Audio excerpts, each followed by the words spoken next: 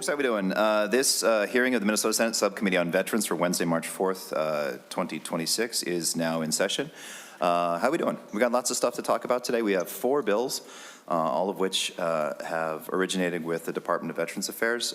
Members, our intention for these bills is that 3 of them I will ask to be passed and referred to the full Agricultural Committee, and 1 we will be laying over for future consideration and further conversation, and I'll tell you which ones when we get to that point. But before we do anything else, I'm sure that many of you saw the news recently about a tragic fatality of a Minnesota service person. And I think it is both right and appropriate for us to appreciate that individual service and to take a moment to communicate that appreciation. And so I've asked Senator Gustafson to talk a little bit, given that the individual who passed was her neighbor. So Senator Gustafson, if you would, please. Thank you, Chair Putnam. And yeah, as you can imagine, word traveled fast, and we're thinking a lot about her family today. But do have a short statement. Today, our community is grieving the loss of one of our own. Sergeant First Class Nicole Amor of White Bear Lake was killed while serving in our country, or serving our country in Kuwait. She was not only a soldier, she was a mother, a neighbor, and a member in a close community that is now mourning her loss. In towns like White Bear Lake, this news travels quickly. People know one another. We see each other at schools, at local events, at everyday moments that make a community strong. And when we lose someone like Sergeant Amor, that loss is deeply personal. She chose a life of service. She stepped forward to serve her country, knowing the risks, and her family carried the sacrifice alongside her. So today our hearts are with her loved ones, her fellow service members, and everyone in White Bear Lake and in Minnesota who is grieving. May we honor Sergeant Amor's life with gratitude by supporting her family, by remembering the extraordinary commitment made by the men and women who serve on behalf of all of us. Thank you. Thank you, Senator Gustafson, and I will, if at a moment of chair's privilege, ask us all to take a brief moment of silence.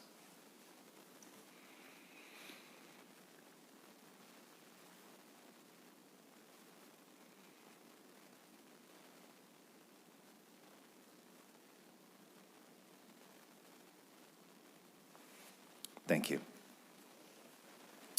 Okay, we're going to have to deviate from the agenda by a little bit because apparently those yahoos in judiciary just can't stop talking. So we're missing a couple members. We'll start instead with Senate File 3956, Senator Gustafson, Commissioner of Veterans Affairs, permission to direct agency resources to veterans initiatives.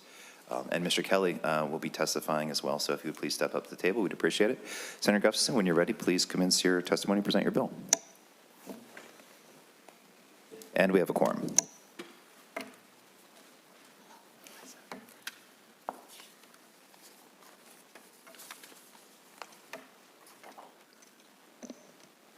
Thank you, Mr. Chair. Senate File 3956 provides clear statutory authority for the Minnesota Department of Veterans Affairs to collaborate with organizations that serve our state's veterans. While there are various sections in Chapter 196 that can be interpreted to allow for these partnerships, the department is seeking an update to have clear legislative authority for MDVA and various nonprofits and organizations operating to serve veterans. This bill would amend Minnesota Statute 196.22 to clarify the ability of the commissioner to direct staff and non-monetary resources at their discretion to assist in initiatives related to food insecurity, homelessness, suicide prevention, and other critical issues. There is also a reporting requirement within this bill to the leaders of the Veterans Committee in the Senate and House about any agency activities that occurred under this new section of law. I am joined by 2 testifiers today. John Kelly is MDVA's Director of Government Affairs. Stephen Whitehead is the adjunct at Minnesota's Disabled American Veterans, a former national commander for the DAV and Command Sergeant Major of the Minnesota Army National Guard. And I believe we're going to have our testifiers speak on more on the bill with MDVA's perspective. Thank you, Senator Gustafson. Mr. Kelly, if you would please state your full name for the record and commence your testimony when you're ready. Thank you, Chair and members. For the record, John Kelly, Director of Government Affairs at MDVA. We want to thank Senator Gustafson for carrying the bill for the department and for the committee's time this afternoon. Senate File 3956 is an MDVA policy bill that provides clear statutory authority for the Department of Veterans Affairs to collaborate with organizations that serve our state's veterans. As mentioned, the agency relies on the various appropriation riders and session law, as well as chapters 196 through 198, when we're looking to have authority to partner with various organizations. This bill would amend 196.22 to provide clearer authority from the legislature for us to partner with organizations on emerging issues. This is one that came from our general counsel. She asked us if we could come to the legislature and get a bit of a clearer line of authority on these emerging issues. Every time we are approached with a cool opportunity to help some vets, we likely have to have several meetings to find where in statute we're able to do that. And it's, in this changing landscape, our statutes contemplate the congressionally chartered veterans organizations, and there are a lot more organizations now in this space helping veterans. So rather than ask for forgiveness, we're coming for permission. And so we want to be able to direct staff time and also potentially use space at our facilities if needed, if it's helpful towards an initiative. And so Adjutant Whitehead is going to talk more about the current efforts that we're undertaking around veterans' food insecurity. And we felt that we needed to get authority on this as the work was starting to accelerate. So the governor issued an executive order on this on Veterans Day last year, but we already had this bill in the works. We just, needed to move a little bit more quickly. And so the idea here is not to move dollars. I want to be very clear, and we are going to be working with members on the committee from both sides of the aisle to tighten this language up. That's why my understanding is this is being laid over today. But we're talking about non-monetary resources. We're talking about staff time and space in our facilities. But even though it's not moving dollars out the door, these are still taxpayer resources. Our time is paid for, our staff salaries are paid for by the taxpayer, and we want to make sure we're staying in our left and right limits here. So I'm going to turn it over to Adjutant Whitehead to talk about the really great things we're doing here that can probably provide the best, clearest example of what we're talking about with this bill. Excellent. Thank you, Mr. Kelly. Mr. Whitehead, if you would please state your full name for the record and commence your testimony when you're ready. Thank you, Mr. Chair. Fellow committee members, my name is Stephen Whitehead. I am the Department Adjutant for the Disabled American Veterans of Minnesota. And I'm happy to be here, and I want to thank Senator Gustafson for carrying this bill. This is important for the DAV for the fact of our programs and services that we offer to veterans are statewide. We're celebrating 100 years of service, and the reason we're hitting 100 years is because we actually look at the long scope of things, and this is one of those things that I think is very important. Food insecurity is something that we have identified over the last several years as a big need for veterans. As we look at the growing number of veterans needing help with this, 2.5 years ago, we partnered with the Minneapolis VA Medical Center. The DAV Minnesota Foundation donated $50,000 to the VA to help stand up a food pantry. The veterans that go to the VA, obviously the Minneapolis VA serves over 100,000 veterans a year. So it was a great way to kind of see the need and kind of get the basis of what this looks like. And I'll report that as of last month, they're serving over 300 boxes per month. Every third Tuesday, veterans are lining up to receive food. Well, that's great and we're happy, but that's right here in the metro. And something I think is very important that we look at is the whole state and the veterans across the whole state of Minnesota. The DAV is starting this food insecurity program, and it moved really fast, as John said. We started talking to MDVA. We were very happy the governor signed that executive order, but that also opened up the door of what can we do, what can we do? Well, we wanted to keep moving forward. I didn't want to keep pausing. We've had multiple meetings and just seemed to be repeating ourselves because we didn't know what our left and right limits were. So this bill allows us, the DAV, to use the resources of the Minnesota Department of Veterans Affairs that have the expertise to make sure that the DAV, and we roll this program out, we're rolling it out the right way to identify those veterans in need. Minnesota DAV, we have 19,000 plus members spread out across the whole state, but we're not subject matter experts. We're veterans ourselves. We want to make sure we can find these veterans, and working with county veteran service officers and all that. And I'll tell you, in the 14 years, some veterans are really good at coming forward and asking for help, but there's several veterans out there that don't come forward, and you got to go find them. So our idea here is to help with the help of MDVA, identifying some of these areas that with other data that they have that we don't have at our fingertips, we can start standing up what we call pop-ups. And then with these pop-ups, we bring in additional resources. We'll bring the food, but we partner with MDVA and CVSOs, and we offer multiple different types of resources to make sure that the veteran is aware of what he or she has earned and what they're eligible for. Our long-term goal is we don't want to keep serving the same people over and over. Our ultimate goal is to find those that need it today, give them the additional resources that they help so they can get back on their feet and thrive themselves. So this goal is to continue to use the resources, not asking money. That's what's so great about this program. DAV, we're a nonprofit ourselves. We have our own direct path to finding additional donations and money to sustain this program for long-term. But the big piece is using the experts with the State of Minnesota Veterans Affairs to ensure that we're finding the right people. Thanks very much, sir, for your testimony, your good work, and for not asking for money. Appreciate all those things. Members, questions, comments? Senator Howe.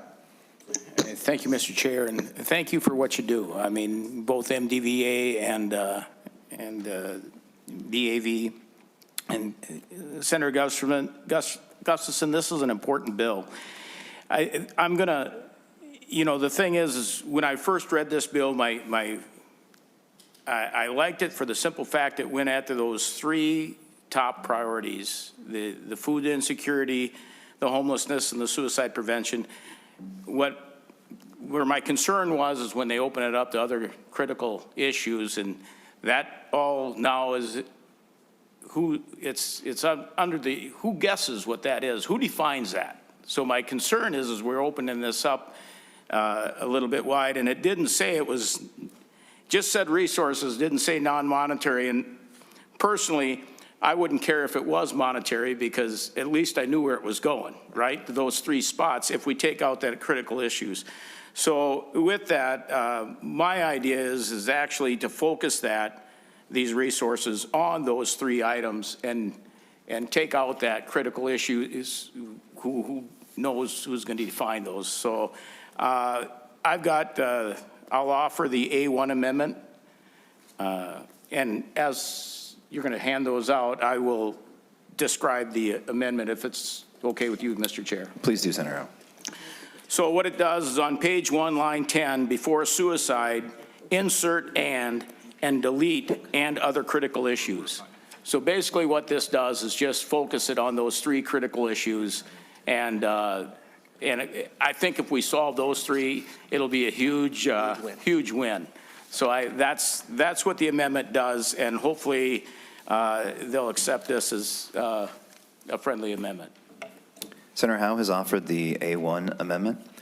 Members are reminded this bill will be laid over, so we will be doing some more work on it too, but let's talk about this amendment a little bit. Mr. Kelly, if you would, please. Could you give us the perspective of MDVA?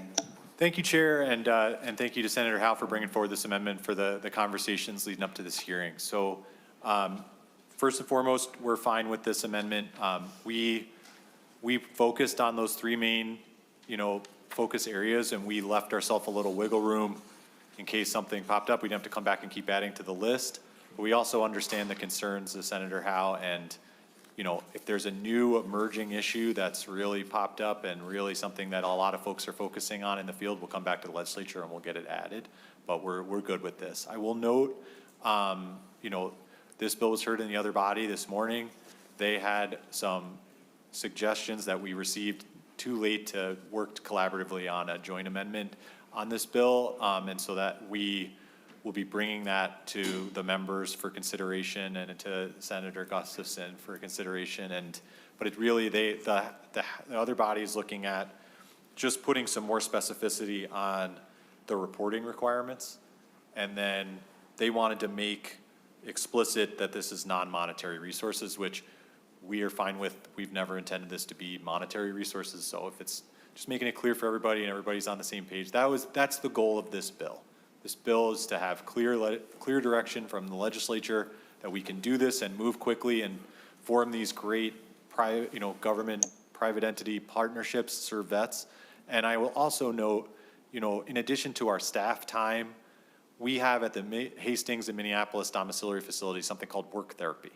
And so with this food initiative, once we kind of get all our ducks in a row here, we're going to be having the available space in the Hastings Dom's warehouse, and then we're going to have our work therapy residents making the boxes of food. So it's going to be veterans helping veterans, and it's also going to be a great opportunity there. So that is, again, another example where we're talking about non-monetary resources. So, yeah, we consider this a friendly amendment. I will note, we're fine if it goes on today. We're also fine if we fold it into the potentially larger amendment that would be on in a following hearing. Thank you, Mr. Kelly. Members, Senator Kunish. Just to kind of think outside the box perhaps here, if, I'm thinking about what is happening in Minnesota right now with ICE and the fact that so many people are affected so adversely. For example, not being able to go to work because they're afraid, not being able to pay their rent, and certainly that would fall under, homelessness issues. But if you remove, any kind of monetary assistance, is that, that could easily prevent some immediate assistance when needed.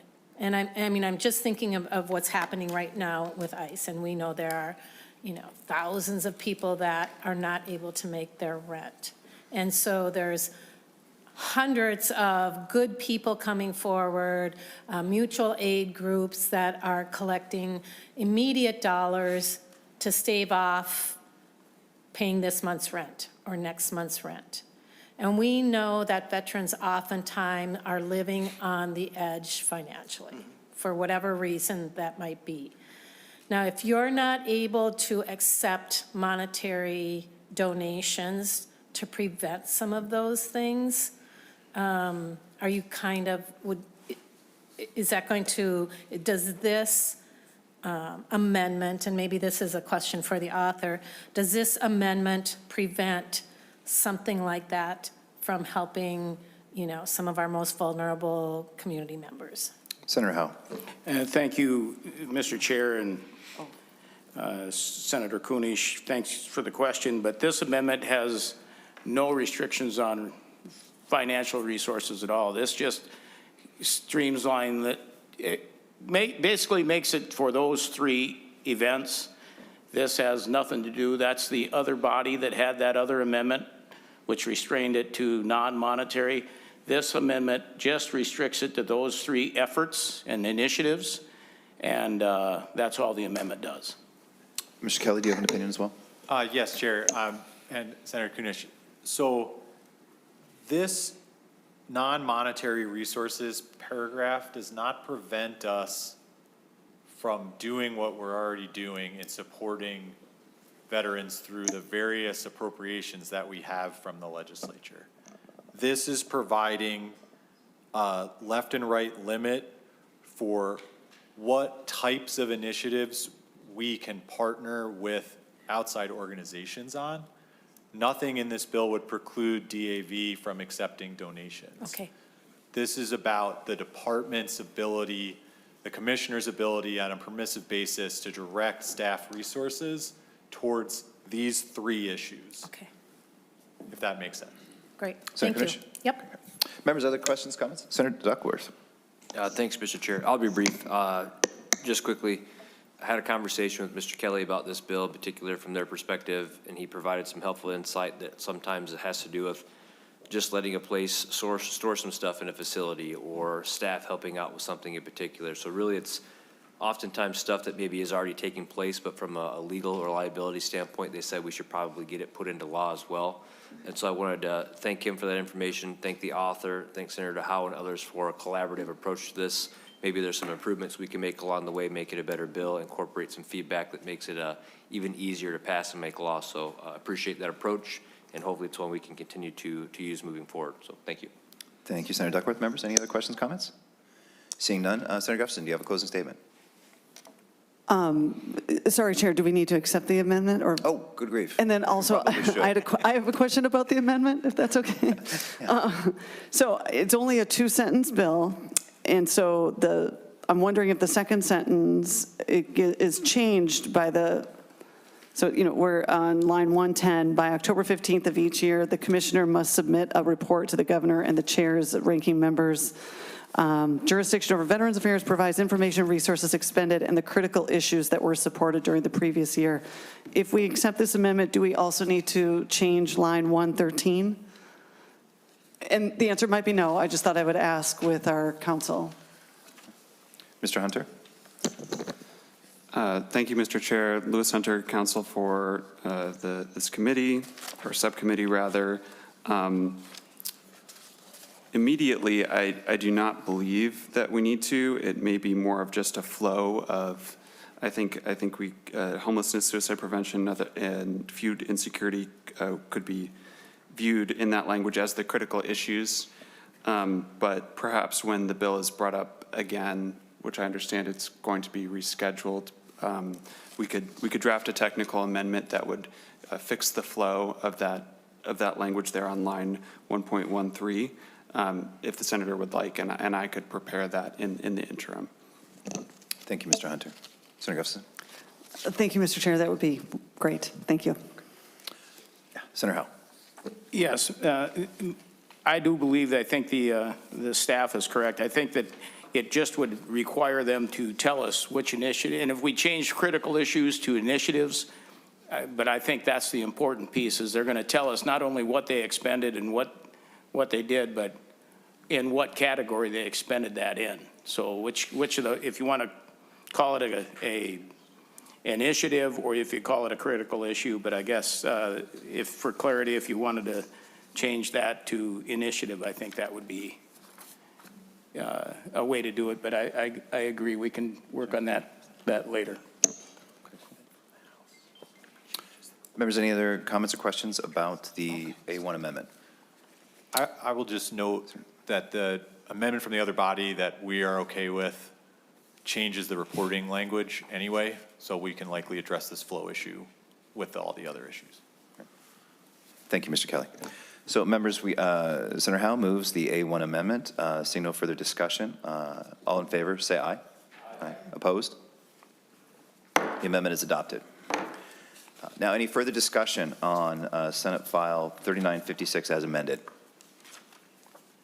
Seeing none. Now, is it okay if we vote? I'm just kidding. So Senate File, or if you have your closing statement, if you would. No closing statement, Chair. Just thank you for the support. Okay. Thank you, Senator Gustafson. Senate File 3956 as amended will be laid over for potential conclusion.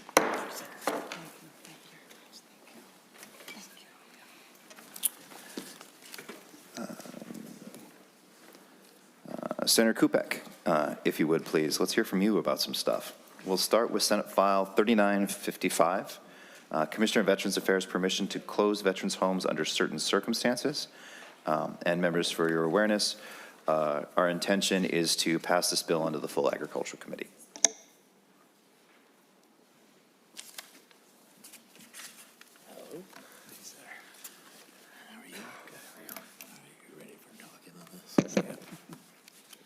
Senator Kupec, when you're ready.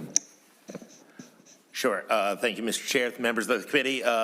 There's Senate File 3955. This bill creates a new subsection in Minnesota Statute 198.01, allowing for additional procedures in the unlikely event that a Minnesota veterans home must be temporarily closed due to an involuntary termination notice. This would put us more in line with what the federal government is asking for us, and Mr. Kelly can explain much more about this.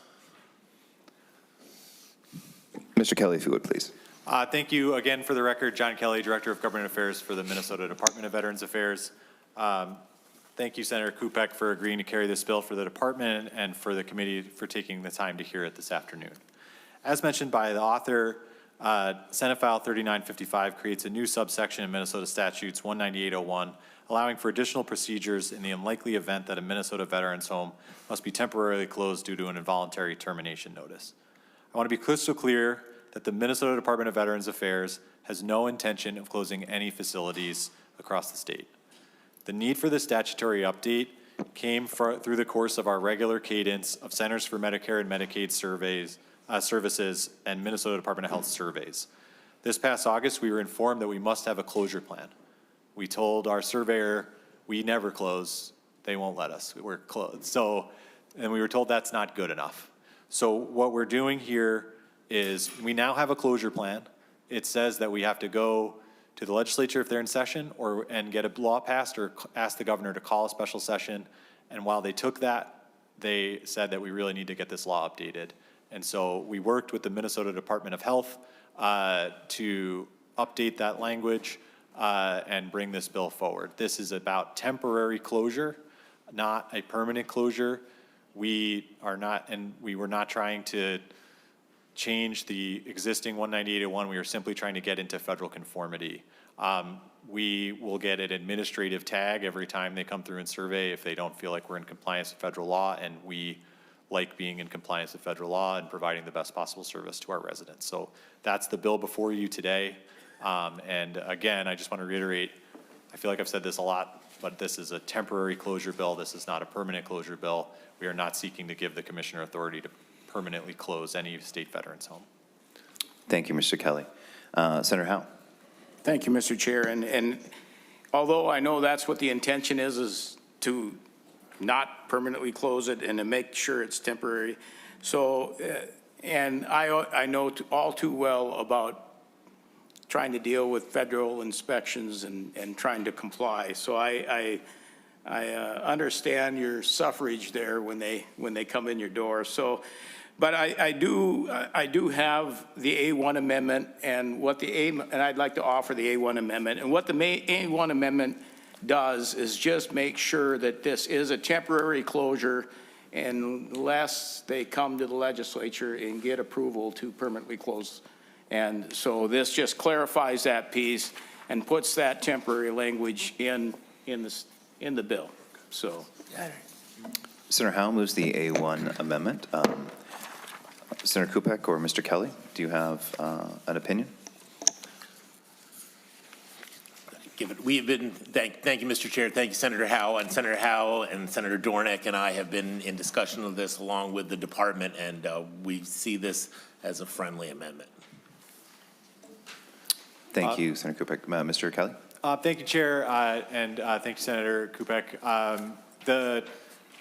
We checked with the Minnesota Department of Health on this one, and they said it will not materially change the bill, but and so we are confident in moving forward with this bill as amended. Thank you, Mr. Kelly. Any other discussion of the amendment? Senator Duckworth. Thanks, Mr. Chair. Again, just briefly, I appreciate the approach that's being taken here. A lot of good collaboration. Appreciate y'all incorporating our feedback, and that goes for the agency and for Senator Kupec. I feel like we're doing some good committee work here today, and I hope we keep it up. Thank you. Thank you, Senator Duckworth. Members, any other questions, comments about the amendment? Okay, folks. Senator Howe moves the A1 amendment. All in favor, say aye. Aye. Opposed? Amendment is adopted. To the underlying members, any discussion, comments, or questions on Senate File 3955 as amended? Seeing none, Senator Kupec, you got any closing statements?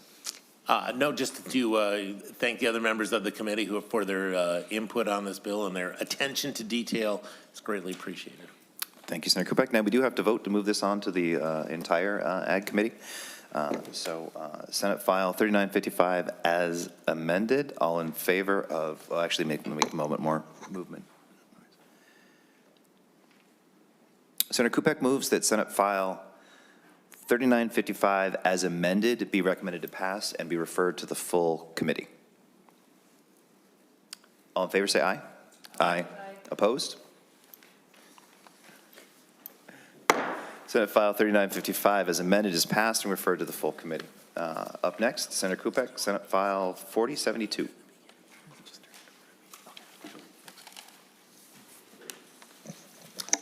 First of all, and thank you, Mr. Chair, for letting me move my own bill this time.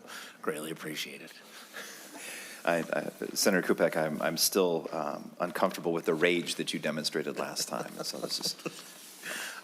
Mr. Chair, first, I do have an A3 amendment to Senate File 4072. If you'd like to take care of that at the beginning, it is a technical amendment, changing and page 1, line 23, after state funded, insert veterans, and after programs, insert under chapter 196 to 198.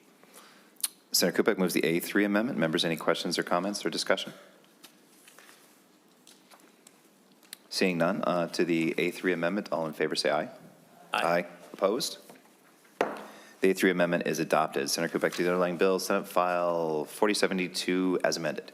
Sure. So what we're looking to do here is statutory change that will allow for the reclassification of the current chief of staff position into the position of deputy commissioner for administration, and I will let Mr. Kelly fill in the fine details. Mr. Kelly. Thank you, Chair, and thank you, members. Again, for the record, John Kelly, Director of Government Affairs for MDVA. Thank you, Senator Kupec, for carrying forward this bill for the department and for the committee's time this afternoon hearing the bill. Senate File 4072 cleans up sections of several Minnesota Departments of Veterans Affairs chapters of law and also adds provisions to ensure federal conformity. The bill also allows for the reclassification of the current Chief of Staff position to the Deputy Commissioner of Administration position. Under current organizational structure, the Chief of Staff leads the MDVA Central Office Division, which is equivalent in leadership complexity to the MDVA Healthcare Division, overseeing a comparable number of director-level supervisors. The Chief of Staff oversees facility management of the department's 71 buildings, covering over 1.6 million square feet, the General Counsel and Legal Services Office, Human Resources Management for an agency with over 1,800 staff members, the Chief Financial Officer and Financial Services team overseeing the department's over $200 million budget, the Diversity, Equity, Inclusion, and Accessibility Office, Government Relations, Communications, Public Relations Units, the Minute at MDVA Chief Business Technology Officer, and the Internal Controls team. This title change aligns MDVA with the other agencies of similar size and ensures parity among division leaders, strengthening organizational clarity and authority while also maintaining the requirement that any deputy commissioner at MDVA be an American citizen and a veteran of the armed forces. The Deputy Commissioner of Administration reclassification would provide clearer operational leadership and stronger support to the Commissioner as MDVA navigates increasingly complex healthcare and program and services delivery challenges. If this bill becomes law, Minnesota veterans and their families will benefit from the Commissioner of Veterans Affairs having a modernized leadership team. Additionally, periodic updates to outdated state law allow for clearer reading of MDVA statutes for the state veterans population, as well as spouses and dependents. As part of the department's effort to clean up its statutes, this bill contains two repealers. It repeals Minnesota statutes 196.19 to 196.26, otherwise known as the Environmental Hazards Information and Assistance Act. This was passed in the early 1980s as Minnesota grappled with the effects of Agent Orange and other chemical agents on our veteran population. In the more than 40 years since this bill became law, there have been numerous pieces of federal legislation recognizing chemical agent impact on service members and illnesses relating to them in the Agent Orange Act of 1991, the Blue Water Navy Act of 2019, and the PACT Act of 2022. There are now a long list of illnesses linked to environmental hazards that are widely recognized as presumptive conditions by the federal VA. The position that was established at MDVA to effectuate this law has not been filled or active since 2001. This bill also repeals 197.225, which requires the department to collect and maintain data about Minnesota residents who died from service-connected causes, something the department has never been able to effectuate due to the federal government not allowing for the sharing of this information. These updates, along with the federal conformity portion, will ensure that benefits and programs continue to be available solely for those who have not forfeited their rights to benefits. Should this bill become law, our agency will need to adjust to accommodate the changes. As the department is currently tasked with overseeing state-funded initiatives for veterans and former armed service members, including healthcare and education assistance, we will review our policies and eligibility criteria for benefits, services, and programs. We will also collaborate with the United States Department of Veterans Affairs to maintain updated information about affected individuals who have forfeited their benefits. MDVA is confident in our ability to integrate these changes within our existing framework without undue strain. The Minnesota Department of Veterans Affairs respectfully asks for the committee's support, and with that, I'm ready to answer any member questions. Thank you, Mr. Kelly. Members, any questions? Senator Howe? Thank you, Mr. Chair, and Thank you, Mr. Kelly. I've got a couple of questions as far as, can you give us the number of personnel in the veteran services, the veteran health care, and then in the administration, those three departments? Mr. Kelly? Yes, Chair Putnam, Senator Howe. So the healthcare division has 1,600 employees and 17 directors, the supervisors. The programs and services division has 7 directors, I believe, and then it fluctuates between 125 and 140 staff in that division because we have seasonal workers who work at the state veteran cemeteries. And then the central office division has the same number of directors as healthcare division 17, and it has 89 staff total. Senator Howe? Well, thank you, Mr. Chair, and thank you, Mr. Kelly, for that information. And, you know, I guess I do have an issue with automatically coming up and deciding that the admin department needs a change in title to deputy commissioner. I think that as running the admin piece has always been a chief of staff, it's very descriptive. It tells everyone exactly what they're doing. You know, and it does come with an increase, maybe not today, but there will be an increase in pay to that position when they do their analysis on the pay study piece. And I just have a hard time, from the information I've been able to obtain, is that the other 2 commissioners don't give the chief of staff the proper decorum, the proper respect that they should. And to me, that's a leadership piece that does not come with just deciding that we're going to give him the same title to bring him up on the same level. And that's not ever going to equal that respect in that member. I mean, you can have my time in the military, just because a person had the same rank didn't mean they obtained the same respect. That respect is earned, and you can earn that. You can earn that respect as a lieutenant as well as a major. And so, in my opinion, this is this change is not. To me, when you've got the disparity of the number of people that they're managing, I just don't agree with the change in that title. So with that, I'm going to offer the A2 amendment, which is basically just going to delete section or subdivision 1 or section 1, and it'll just renumber it, and we will not entertain the change in title to a deputy commissioner. That's the amendment.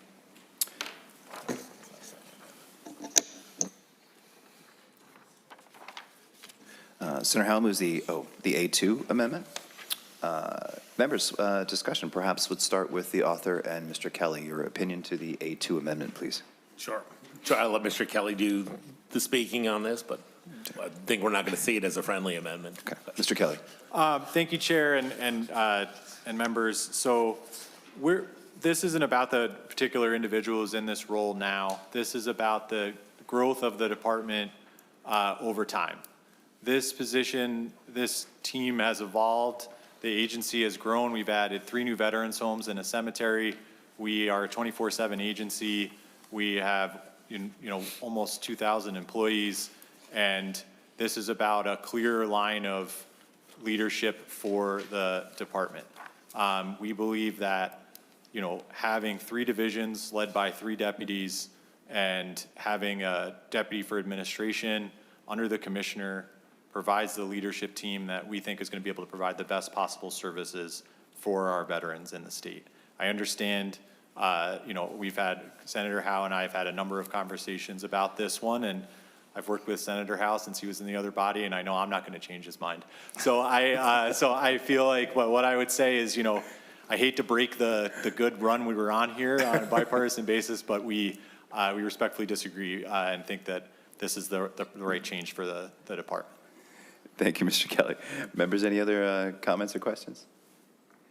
For my part, I don't see this as a massive, significant, profound issue, but I would follow the advice of MDVA on this. But again, I'm grateful for Senator Howe's engagement, and his concerns, I think, are valid. But for my part, for now, I think I would follow MDVA's advice on this front. That's the chair's perspective. So folks, any other questions or comments or concerns to the A2 amendment? Okay, so all in favor of the A2 amendment, please say aye. Aye. Opposed? No. The amendment is not adopted. Okay, folks. Oh, Senator Duckworth. Thank you, I appreciate it.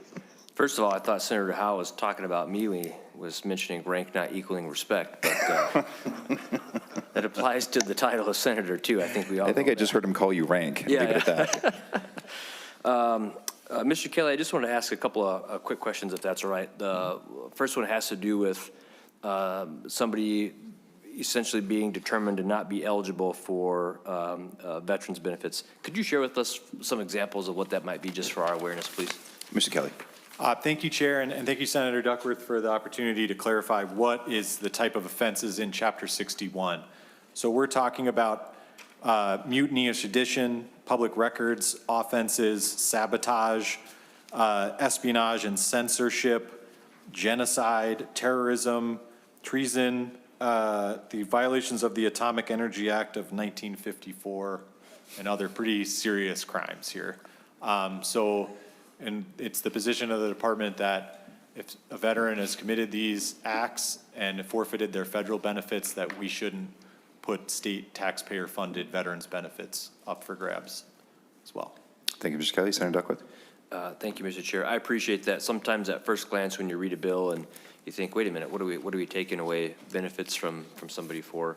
I think it's really just an important clarification that says if you've been found to be guilty of any of those things, you're not entitled to those benefits. And I think, to your point, just aligns us with what's sort of expected from a federal standpoint anyway. So I appreciate you taking the time to clarify that for us. And that's all I've got, Mr. Chair. Thank you. Thank you, Senator Duckworth. Senator Howe. Thank you, Mr. Chair, and thank you for that list, Mr. Kelly. I only wish it was longer, in my opinion. I know some folks that have been prosecuted for things that I would think that we should take their benefits away, and has not happened. I can remember getting every veteran's signature in the legislature on a letter and sending it to the Department of Military Affairs to try and get them to bring somebody back on active duty to court-martial them to take those benefits away, but I was unsuccessful in that event. So I'm just sorry that that list isn't a little bit longer. Thank you. Thank you, Senator Howe. Members, any other questions or comments? Seeing none. Senator Kupec, do you have any closing statements? No, Mr. Chair. Thank you. So Senate File 4072 as amended.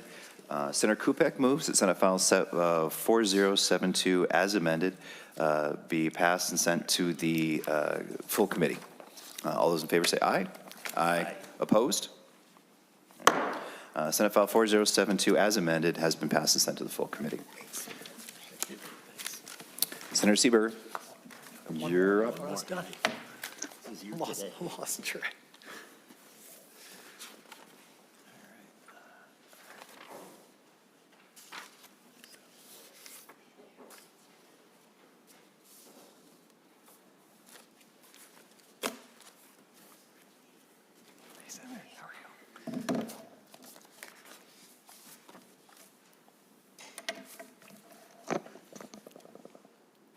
Senator Seeberger, when you're ready. Thank you, Mr. Chair. It is my pleasure to present Senate File 3957 to the subcommittee today, which deals with educational assistance for veterans and their children and spouses and making some modifications that are needed there. Senate File 3957 seeks to modernize statutory references for veterans' higher education programs that exist in Minnesota Statutes Chapter 197. It consolidates the seldom used State Soldiers Assistance Program Veterans Education Benefit. It clarifies changes for continued existence of the surviving spouse and dependent education benefit. It changes the authority of Veterans Education Appropriations to MDVA's Veterans Education and Occupational Resources Division, and there are some additional technical and administrative updates included as well. These statutory updates will lead to a standardized eligibility criteria, stipend amounts and program requirements for all education benefits available to veterans. And finally, these proposed changes will allow for a more simplified benefit application and administration process. Mr. Kelly is here to further explain the bill and answer any questions the committee may have. Thank you, Senator Seeberger. Mr. Kelly, if you would please. Thank you, Chair and members. For the record, my name is John Kelly. I serve as the Director of Government Affairs for the Minnesota Department of Veterans Affairs. I want to thank Senator Seeberger for carrying this bill forward and for the committee's time hearing it this afternoon. Senate File 3957 is an MDVA policy bill that seeks to modernize statutory references for veterans' higher education programs that exist in Chapter 197. Minnesota veterans and their families have seen several changes to higher educational programs since our statutes were last updated. This bill makes important changes that will result in more simplified benefit application and administration process. As Senator Seeberger mentioned, it consolidates the seldom used State Soldiers Assistance Veterans Education Benefit. This one-time benefit was once the only available state education benefit. It has been surpassed by this, at the state level by the Minnesota GI Bill and made hard to qualify for many veterans due to the changes at the federal level, where the post 9/11 GI Bill is now what they call the forever GI Bill. So I left about 8 months of time on the table with my GI Bill because I was done going to school, and I would not qualify for this program today. So you cannot have a penny left in order to qualify for this program. So because it's challenging to qualify for, and because there are more generous state benefits and longer lasting federal benefits, we've only paid out 3 of these in the last 5 years. So we think the legislature has taken steps to provide the Minnesota GI Bill, which I can tell you as a New York transplant is one of my favorite things that's in Minnesota statutes. The Minnesota GI Bill is a lifetime benefit. It is now, after the 2023 session, $15,000 lifetime. It does not have to be used for traditional higher education. It can be used for vocational training. It can be used to pay for certifications, and it's with the veteran for life. So I think there was one time a $750 thing that you could get, and now we're not eliminating a program as much as proposing that this program be sunset because there are just better ones available. So that it's challenging to come forward as an agency that serves veterans and take away something, but this is just really hard to qualify, very underutilized, and there are better programs available. Additionally, this program requires veterans to have completely exhausted, this also clarifies the existence of the surviving spouse and dependent education benefit by consolidating the POW MIA eligibility criteria and program into the SSAP surviving spouse program. So as far back as we can track, over 15 years, we have not paid out any benefits from this program. The most POWs, veterans who were POWs that came back to Minnesota were World War II, Korea veterans that have now aged out of this program, and so have their spouses and dependents. So what we want to do is be ready in case there's a future conflict, hopefully not, where there are a large number of POWs. And so we're taking that eligibility criteria for that program, and we're simply placing it into the spouse and eligible dependent program under SSAP. So we're not changing anything, we're not taking anything away on the spouse and dependent program. And then additionally, there are clarifications to our authority and other just housekeeping changes that are the result of a Wilder Foundation study that we commissioned a few years ago, where we took feedback from veterans and families to what would make sense in terms of updating our statutes. And then lastly, there are some technical, administrative, and reporting requirements. So we're going to be asking MnSCU for some graduation data and things of that nature, so we can kind of better have a sense of how our vets are doing, are they completing school, et cetera, with these benefits. So we think that these statutory updates will lead to standardized eligibility criteria, stipend amounts, and program requirements for all education benefits available to veterans. We respectfully ask for the committee's support, and I'm available to answer any questions. Thank you, Mr. Kelly. Members, questions, comments? Senator Duckworth. Thank you, Mr. Chair. I just have a couple of quick questions.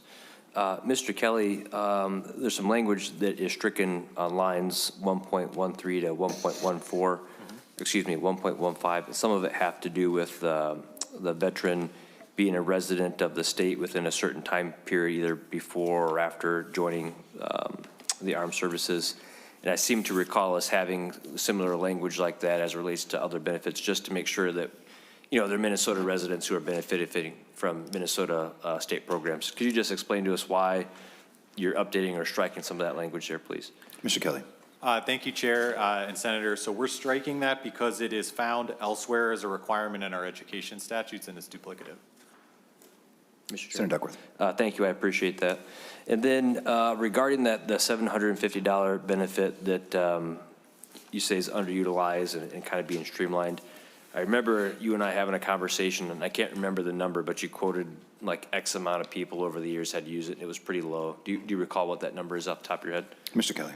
Chair, Senator Duckworth, it's 3 in the last 5 years. Yeah, I appreciate that, if I may, Mr. Chair. Senator Duckworth, please. And then just to kind of put things in perspective, I think just a few years ago, we passed a bill that I think authorized $1,000 bonuses for service members in the state.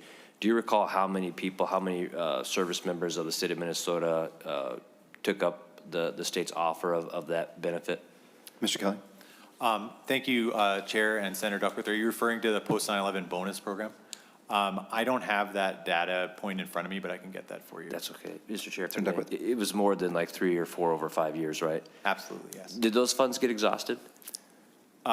Chair, Senator Duckworth, yes. Okay. I should have signed up sooner. And the reason I ask is, again, sometimes when we're eliminating something, it can seem like it's a bigger deal than it is. Not utilized, like you said, everything else has to be exhausted. And we've certainly done things as a legislature to reward and thank our service members very recently and their loved ones with, you know, the least we can do in terms of some additional financial benefits. So I appreciate your explanation and your answers, and thank you for the time, Mr. Chair. Thanks, Senator Duckworth. Senator Howe. Thank you, Mr. Chair. And Senator Duckworth, yeah, I missed that grant too. So I you know, told everybody else to file, but I forgot. So there you go. So by the time I filed, it was exhausted. So good program. We just didn't put enough money into it. But I do have a question, kind of going down the line of Senator Duckworth's question, is on line 2.5. It talks about is a resident student, and I think this is where you've got that in there, but it says as defined as section 136A.101 subdivision 8. Can you tell me what that is and what those are? Mr. Kelly. Thank you, Chair. I don't want to speculate, but my understanding is that that requirement in terms of the time in the state and everything lines up with what's on page 1, but I will confirm that. Maybe staff can tell us. Excuse me, Sarah? Just me. Oh, yeah. Mr. Hunter. Thank you. I am also the counsel for higher education, so it is fortuitous that I am here. It just depends how fast I can pull up that Minnesota statute. Mr. Hunter, we'll stall for you. Yeah, thank you. How you guys doing? But the definition of resident student is, as I understand it, oh, here it is. So, for the record, subdivision 8 resident student means a student who meets one of the following conditions. And there are many of them, but there are about 10, so maybe I won't read them all. But it's a student who has resided in Minnesota for purposes other than post-secondary education for at least 12 months, without being enrolled at a post-secondary educational institution for more than 5 credits in any term. And it goes on to provide 10 other examples of how that definition is made up, which I can provide that full statute to Senator Howe at another time, but it does involve people who are living in Minnesota, going to school in Minnesota, is what I can say as a general matter. Senator Howe. Thank you, Mr. Chair, and that's great information. You know, and I was worried about there was a little concern there that somebody could move into the state that was you know, a surviving spouse or something, and I'm okay with that. You know, I was just, hopefully, we weren't selecting some of those folks, maybe a spouse of a POW or whatnot. We were gonna, you know, if they want to move to Minnesota and come to school, I'm all right with that. I was just wondering exactly what those restrictions were to make sure we weren't being too restrictive. Thank you, so members, any other questions or comments to Senate File 3957? Seeing none, Senator Seeberger, do you have a closing statement? Thank you, Mr. Chair. This is a good bill, and I urge a vote yes. Thank you. Thank you, Senator Seeberger. So Senator Seeberger moves Senate File 3957 be recommended to pass and be referred to the full committee. All in favor say aye. Aye. Opposed? Senate File 3957 has been passed and referred to the full committee. Folks, thanks for your work today. That was pretty efficient and I think very productive. This is what's coming up next. We're meeting as the Veterans Committee again on Monday the 9th. We will be hearing a presentation from the Department of Military Affairs, and then we will be discussing Senate File 4075, the Special Guerrilla Unit Task Force, and their results and potentially other bills as well. There being no further business before the committee, we are now adjourned.